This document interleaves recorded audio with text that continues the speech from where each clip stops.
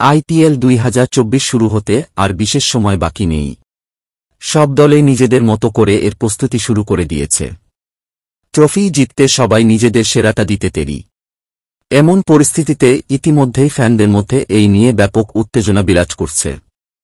এদিকে royal Challengers Bangalore অর্থাৎ RCB শিবির থেকে একটি বড় খবর আসছে। আসলে গত বছরের মতো এবারও তারা তাদের প্রাক টুর্নামেন্টের একটি অনুষ্ঠান আয়োজন করতে চলেছেন। শুধু তাই নয়, খবরও আসছে দলের তারকা ব্যাটার বিরাট কোহলিকে ফের অধিনায়ক করা হচ্ছে। ইন্ডিয়ান প্রিমিয়ার লিগে কিছু দলের জনপ্রিয়তা ফ্যানদের মধ্যে বেশ খানিকটা বেশি।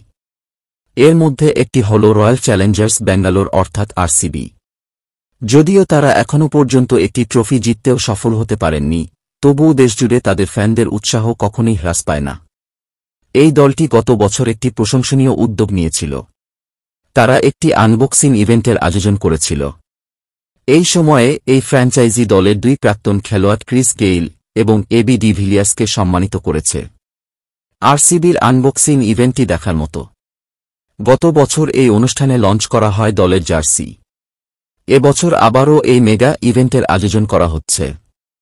এর তারিখও প্রকাশ করা হয়েছে। আনবক্সিং ইভেন্ট বেঙ্গালুরুতে 19শে মার্চ অনুষ্ঠিত হবে। এই নিয়ে ফ্যানদের মধ্যে ইতিমধ্যেই চরম উত্তেজনা বিরাজ করছে। গত বছরের ইভেন্টের সাফল্য বিবেচনা করে এবারও জমকালো হবে বলে আশা করেছেন তারা।